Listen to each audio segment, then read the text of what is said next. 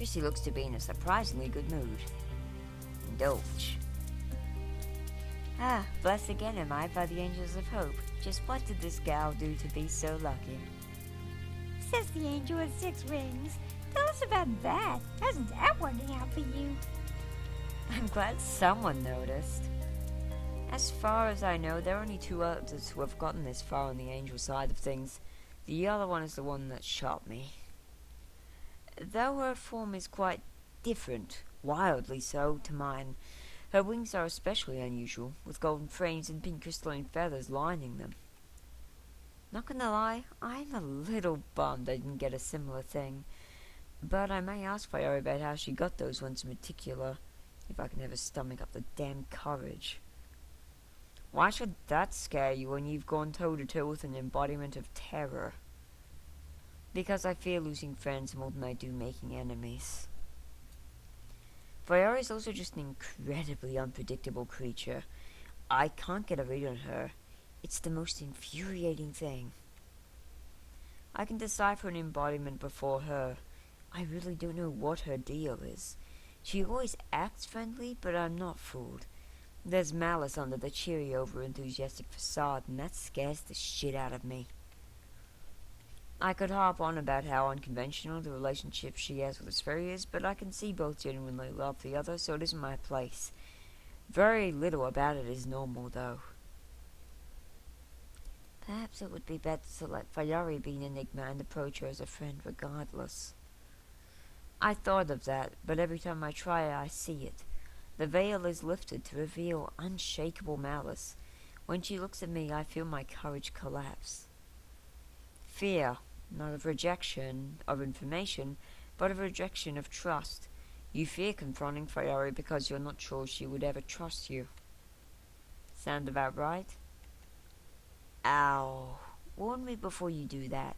That thing where you told me the exact problem I wasn't ready to face yet. I guess I just know deep down what she is like, and her true nature scares me. Maybe because it reminds me of... No, that's not a story for younglings. Thank you for helping this old hermit out. It seems most of this is going to be down to me finding a way to approach this that doesn't make it awkward.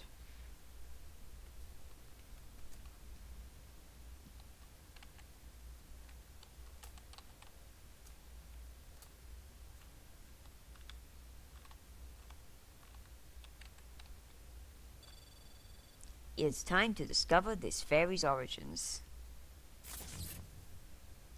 Hey, what's up? Mind telling us a bit about yourself? Asking for a friend. Tristy, then.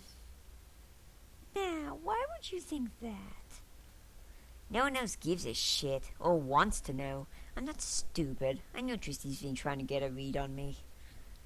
I would never imagine the issue being you're stupid. I'd hazard that inversely, you are smart. Smart enough to be dangerous.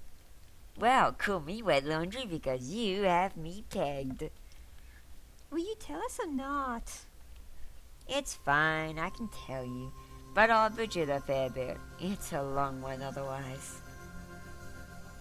Unlike most cloud nymphs, I was born in a world not too unlike yours, albeit far larger.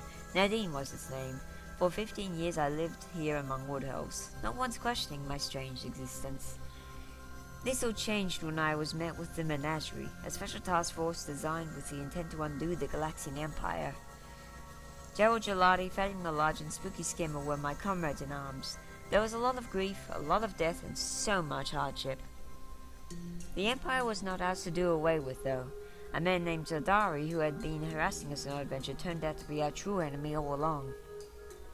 He had committed regicide and sought to wipe out not only his own kind, but the stupidity of the universe itself. It seems he wasn't entirely lost, though. Through fighting us, he learned a lot about people, and after our battle, pulled the plug on his life himself. Ooh, Grand Seppuku! Quite. During the adventure, we fought with a lot of adversaries. One such adversary was Asperia, who remarked she found me very cute but couldn't take our relationship anywhere. At the time, I brushed her off. After the menagerie had seen its success and my friend Spooky had been stone-formed with the rest of her now derelict empire, I was destined to rule as queen of my harem world. The thing about ruling after a fight of such immense purpose, though, is that it's fucking boring! So I tried to find ways to entertain myself, which is how I met my friend Madeline. But eventually, in my heart of hearts, I remembered Asperier's interest. I thought about it a while. She may have said she wouldn't pursue it further, but it didn't mean I couldn't. After some time passed, I could feel her yearning. As my powers had been getting a bit more latent by then, I was able to use her yearning as a passageway to find her. I found her in her limbo, a pocket of reality she owns and usually retreats to when she has free time. Suffice to say, she was surprised. And while she was reluctant to indulge me at first due to the fear she had of my mother, my charm eventually got through. That's basically how all that happened. I didn't expect myself to find the love of my life my first time really going in.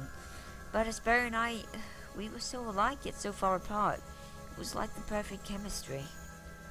Unlike my mother and most of my friends on Sprightopia respected me as a superior or an inferior, Asperia respected me as an equal.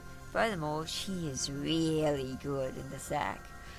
While I was raised to be a good little girl, I always rejected it. I hated it. Being well behaved, modest, and stoic? Blah! Gross! Bad! Always liked being a ratbag more. Probably because the stuff I reject was so often pushed upon me by people who didn't know the first thing about me.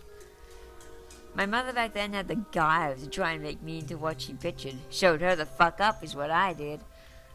And where did you acquire these wings of yours? Asperia was the one who trigged my ascension, so I know a little more than you would.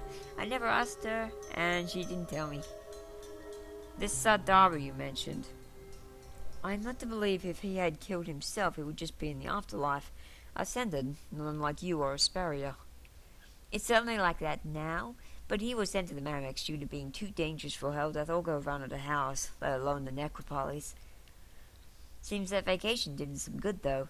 He's been helping out with the campaigns of the Cosmic Defense Force for a while now. You know I can sense that malice in you, right? Nothing you told us of explains that.